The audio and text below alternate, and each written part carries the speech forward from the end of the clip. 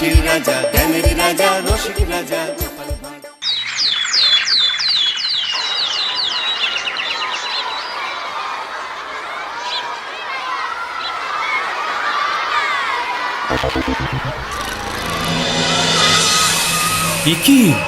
কি বিশৃঙ্খল অবস্থা! গোড়াতে এত গলদ থাকলে পরে কি হবে? হ্যাঁ, না, ব্যাপারটা তো জানাতে হবে।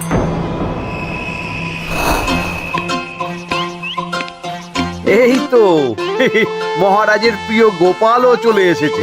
তাহলে এবার সভা শুরু করা যাক মহারাজ। সে আপনি যাই বলুন না কেন মন্ত্রী মশাই, আজ আমার আপনার সাথে ঝগড়া করার কোনো ইচ্ছেই নেই। কেন গোপাল, কি হয়েছে তোমার? কি আর বলি মহারাজ, কৃষ্ণনগরের ভবিষ্যৎ দেখে আমি তো ভাষাই হারিয়ে ফেলেছি। বলো কি, কৃষ্ণনগরের ভবিষ্যৎ? তা শুনি খুব ভালো কিছু নিশ্চয়ই। এতে আর শোনার কি আছে মহারাজ, অবশ্যই ভালো হবে। সে কথা তো আমি একবারও বলিনি মন্ত্রী মশাই। আহা গোপাল, ভনিতা না করে বলি ফেলো না দেখি, কি এমন দেখেছো কৃষ্ণনগরের ভবিষ্যৎ?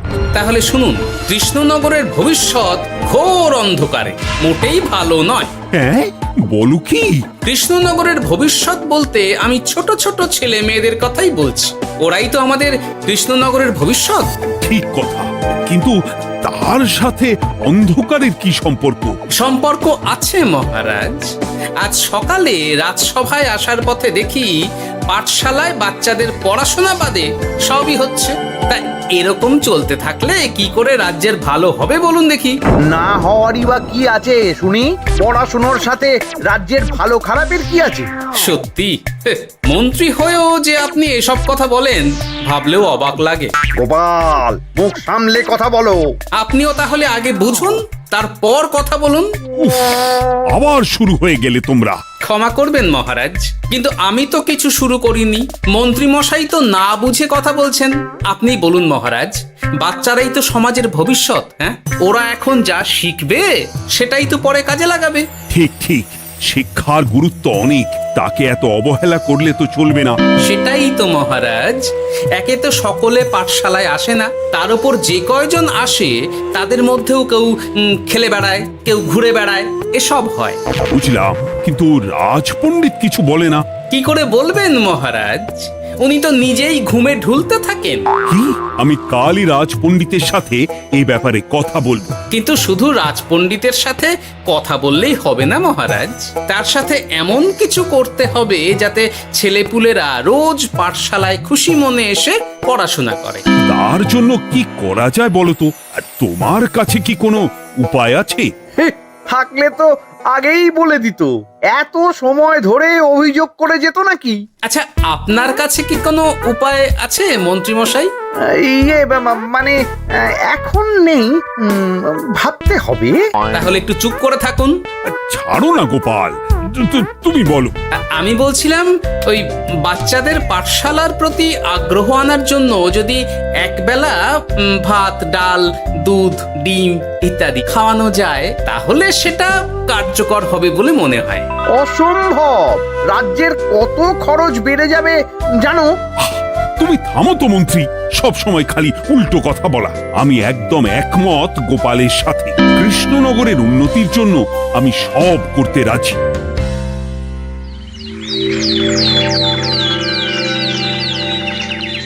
তোমার কিছু বলার আছে পণ্ডিত পাঠশালার এই অব্যবস্থার ব্যাপারে?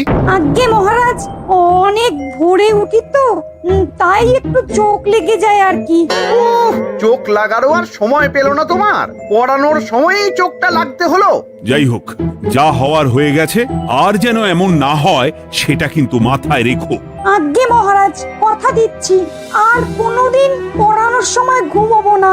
বেশ, আর মন্ত্রী, তোমার ওপর একটা দায়িত্ব আছে। বলুন মহারাজ। তুমি পাঠশালাতে পড়াশোনা শুরু করতে পারবে এমন বয়সী সকল বাচ্চাদের মোট সংখ্যাটা জেনে কোনো দোকানদারের কাছে গিয়ে সেই পরিমাণ শস্যপাতি আর ডিমের বায়না দিয়ে আসবে। আর হ্যাঁ, একজন ভালো রান্নার ঠাকুর জোগাড় করো। যথাজ্ঞা। আরে বাস, এ তো দারুণ সুযোগ। এই ফাঁকে আমারও কিছু লক্ষ্মী লাভ হতে পারে। গোপাল, তোমারও একটা দায়িত্ব আছে। হ্যাঁ, বলুন মহারাজ। মন্ত্রী যে দোকানদারের কাছে সব জিনিসপত্র বায়না দেবে সেখান থেকে জিনিসপত্রগুলো নিয়ে তুমি রোজ পাঠশালায় পৌঁছে দেবে, কারণ এসব ব্যাপারে মন্ত্রীর ওপর আমার ভরসা নেই। ঠিক আছে মহারাজ। ও মহারাজের বেশি বেশি বলে কিনা আমার ওপর ভরসা নেই, সব জোগাড় করব আমি, আর শেষ বাজিটা মারবে গোপাল। আরে না, ভালোই হলো।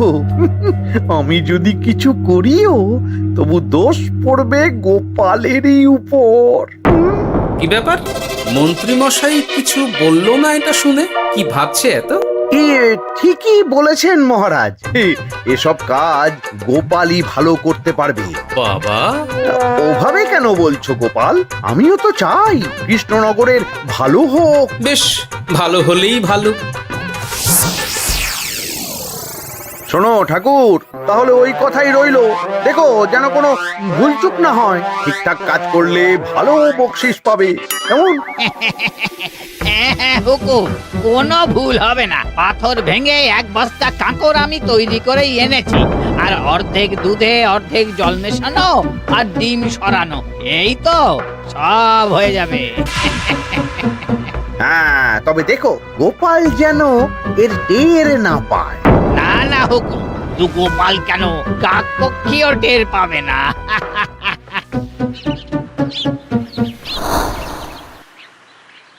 যাক বাবা, এবার শুধু জিনিসের দামটা মহারাজকে বাড়িয়ে বললেই কাজ হাসিল। এদিকে অতিরিক্ত মূল্যটাও আমার হবে, আর বাকি জিনিসগুলো বিক্রি করার পর সেই দামও আমারই হবে।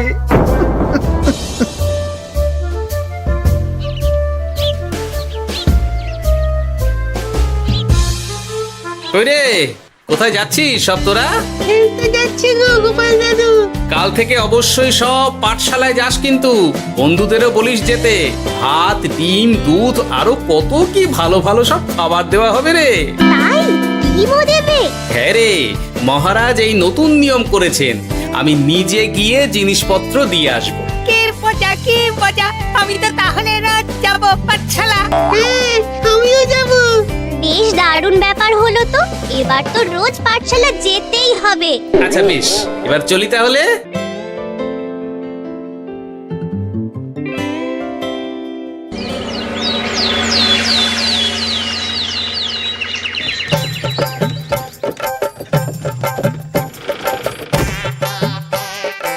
এই নাও গো ঠাকুর, সব জিনিস নিয়ে চলে এসেছি, একবার মিলিয়ে নাও দেখি। ঠিক আছে গোপাল দাদা, এখনই সব দেখে নিচ্ছি।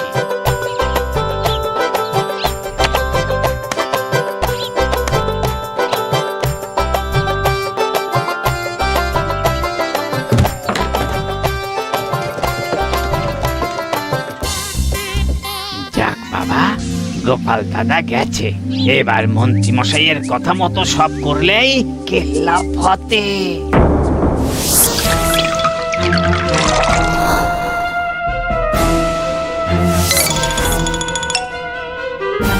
কই গো ঠাকুর? এই তো হুকুম, আপনার কথা মতো সব কাজ হয়ে গেছে। ওই দেখুন, ওখানে জিনিসগুলো রাখা আছে, আপনি নিয়ে যেতে পারেন। বাবা বাবা, খুব ভালো, খুব ভালো।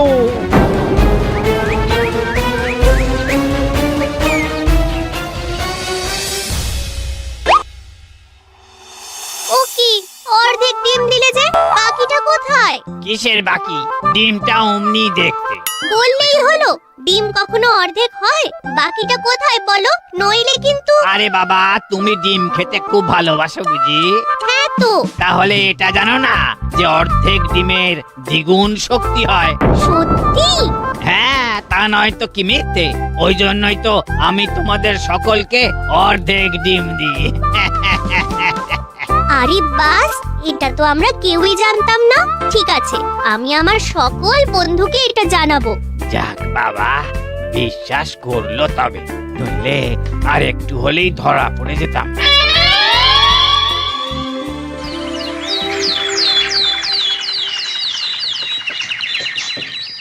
আরে রান্নার ঠাকুর কারোর সাথে কথা বলছে মনে হচ্ছে। পেছন থেকে দেখে তো মন্ত্রী মশাই বলে মনে হচ্ছে। একটু কাছে গিয়ে দেখি তো কি ব্যাপার।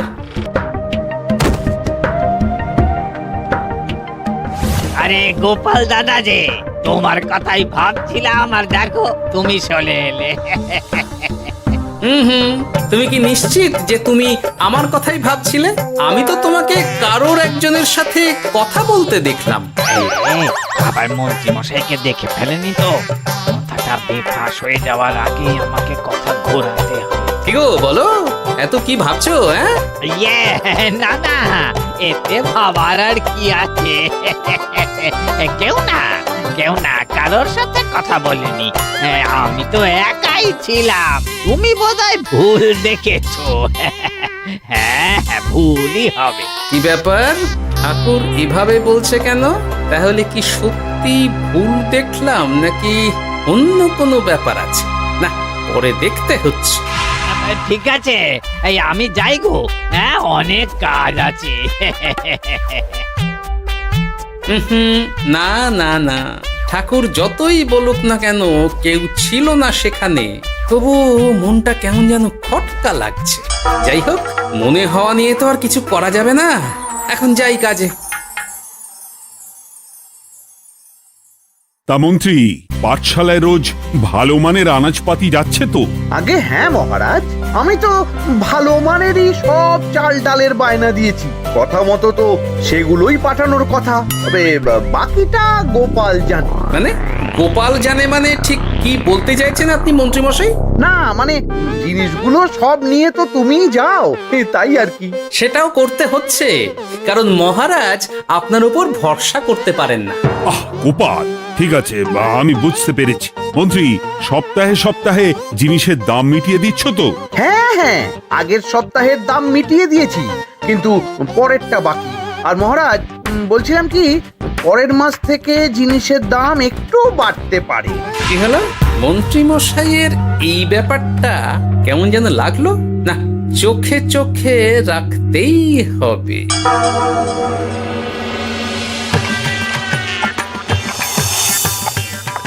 কিরে বুটি, তুই অর্ধেক ডিম খেয়ে বাকি অতটা রেখে দিলি কেন? রান্নাটা ভালো হয়নি বুঝি? না গো দিদা, খুব ভালো হয়েছে। আমি তো আসলে এখন এমনই খাচ্ছি। শিখিরি, কেন রে পুটি? তোর তো ডিম খুব প্রিয় ছিল রে। এখনো ভালো লাগে। তাহলে পুরো ডিম খাচ্ছিস না কেন? এ বাবা, তুমিও জানো না, অর্ধেক ডিমের শক্তি গোটা ডিমের থেকে বেশি, মানে দ্বিগুণ শক্তি। কি বলে কি গো? এই, তোকে এমন কথা কে বলেছে রে? ও মা, কেন? পাঠশালার রান্নার ঠাকুর আমাদের তো রোজ অর্ধেক ডিমই দেয়, ওই জন্য আমি একদিন জিজ্ঞেস করেছিলাম, তখন বলল অর্ধেক ডিমের দ্বিগুণ শক্তি হয়। বলিস কি রে, এতদিন ধরে এসব চলছে? না, মহারাজকে জানাতে হবে।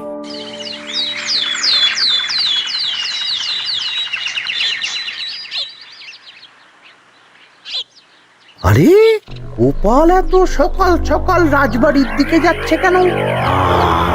গিয়ে আড়াল থেকে দেখি তো।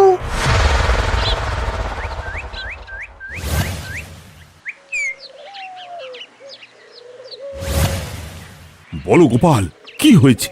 হঠাৎ কেন এভাবে একা দেখা করার কথা বললি? আসলে মহারাজ, আমি চাই না এই ব্যাপারটা মন্ত্রী মশাই জানুক, তাই একান্তে আপনার সাথে কথা বলতে চাই। কেন, কি হয়েছে? সব খুলে বলো। তাহলে শুনুন মহারাজ।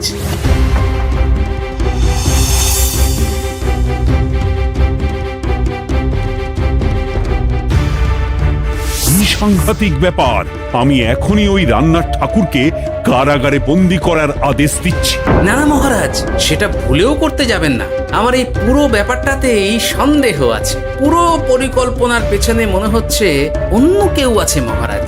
তুমি ঠিক কার কথা বলতে চাইছো? প্রমাণ ছাড়া তো আমি কারো নাম বলতে পারবো না মহারাজ। এই রে, গোপাল বোধহয় সবটা বুঝতে পেরেছে। এবার কি করে নিজেকে বাঁচাই? কি করি? পেয়েছি। শোনো ঠাকুর, এখন কিন্তু মহারাজ সবটা জেনে গেছে, তাই দেখো যাই হয়ে যাক না কেন আমার নামটা যেন না আসে, নইলে কিন্তু তোমাকেই রাজ্য ছাড়া হতে হবে। না না হুকুম, দয়া করে এ কাজ করবেন না। আমি মরে গেলেও আপনার নাম নেব না। মাথায় থাকে যেন। বলো বলো, তুমি কেন এমন করেছো? আগে আগে আমি নিজে থেকে এসব করিনি মহারাজ। আমাকে এসব করার জন্য বাধ্য করা হয়েছে। কে তোমাকে সব করতে বলেছে? আগে গোপাল দাদা। কি? মিথ্যে কথা। বেশ হয়েছে, এবার ঠেলা বুঝুক গোপাল। দেখলেন মহারাজ, খুব ভরসা করতেন না আপনি গোপালের ওপর? ভাবা যায় তলে তলে এই। মহারাজ, আমি সত্যিই সব কিছু করিনি। আমি যদি এটাতে যুক্ত হতাম তাহলে কি আপনাকে নিজে থেকে এসব জানাতাম? দেখো গোপাল, এখন এসব কথা বলে কোনো লাভ নেই। সবাই জানে তোমার মাথায় কত বুদ্ধি। তুমি ইচ্ছা করে আগে গন্ডগোল করে তারপর সেটা ঢাকতে নিজে থেকে সব বলছো। গোপাল, তুমি সত্যি করেছো কি করনি সেটা কিন্তু তোমাকেই প্রমাণ করতে হবে। এটা যেমন সত্যি যে এসব যে ঘটছে সেটা তুমি আমায় জানিয়েছো প্রথম, তেমনি এটাও সত্যি যে প্রতিদিনের শস্যের বস্তা তুমি নিয়ে যাও পাঠশালায়। তাই তোমাকেও যে সন্দেহের তালিকা থেকে বাদ দেওয়া যাবে না। বেশ, তাহলে আমি প্রমাণ জোগাড় করেই তবে এই রাজসভায় পা দেব।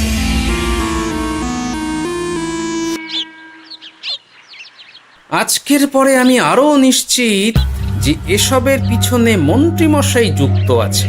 এবার শুধু ওনাকে হাতে নাতে ধরার ব্যবস্থা করতে হবে। ও কি দাদু, তুমি এই সময় বাড়ি ফিরছো? হ্যাঁ রে, তোর দাদুকে আর চোরের অপবাদ দিয়েছে, তাই প্রমাণ জোগাড় না করে আমি রাজসভায় যাব না। কি বললি? তোমাকে কে চোরের অপবাদ দিয়েছে? কে আবার? ওই মন্ত্রী। কিন্তু আমার সন্দেহ হচ্ছে যে আসল চোর ওই মন্ত্রী। বাস, তাহলে আর চিন্তা কি? আমরা আছি তো, মন্ত্রীর ওপর নজর রেখে তোমাকে সব খবর দিয়ে যাব। হ্যাঁ দাদু, আমারও অনেক রাগ হয়েছে। এতদিন মিথ্যে বলে আমাদের অর্ধেক ডিম খাইয়েছে। আমি এটা কিছুতেই মানতে পারছি না। এবার সত্যিটা সবার সামনে আসবেই।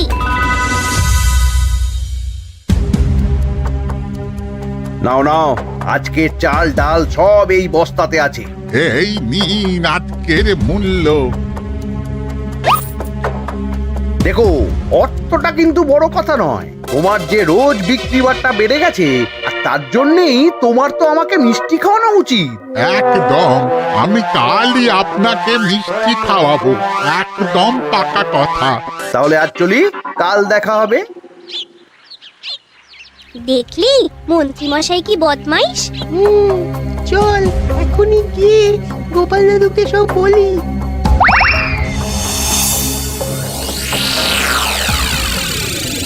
তাহলে এটাই হলো আসল ব্যাপার। খাওয়াচ্ছি ওকে মিষ্টি। হ্যাঁ গোপাল দাদু, একেবারে আচ্ছা করে দাওয়াই দিও। আচ্ছা শোন, আমার মাথায় একটা বুদ্ধি এসেছে বুঝলি। কাল তোরা ওই পাশের গ্রামের দোকানদারকে কিছু একটা করে আটকে রাখবি, আর আমি সেই সুযোগে মন্ত্রীর সাথে দেখা করব। আচ্ছা, তুমি কোনো চিন্তা করো না। ঠিক আছে, তোরা এখন যা, আমিও একবার মহারাজের সাথে দেখা করে আসি।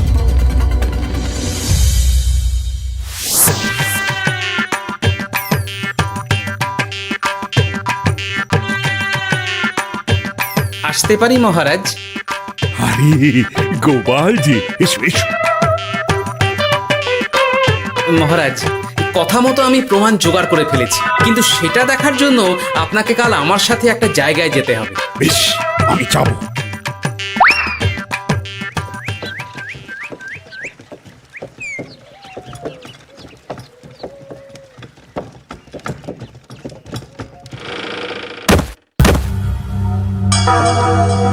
এই একই, তুমি কে? আগে আমি মালিকের খুব বিশ্বস্ত কর্মচারী। আজ সকালে মালিক একটা অন্য কাজে ব্যস্ত হয়ে পড়েছে, তাই আমাকে পাঠালো। কিন্তু কথা মতো আপনার জন্য মিষ্টি পাঠিয়েছে। এই তাই নাকি? দাও দাও দাও দাও, শুনেছি তোমাদের গ্রামের মিষ্টিও নাকি খুব ভালো। হ্যাঁ, ওই আর কি। নিন।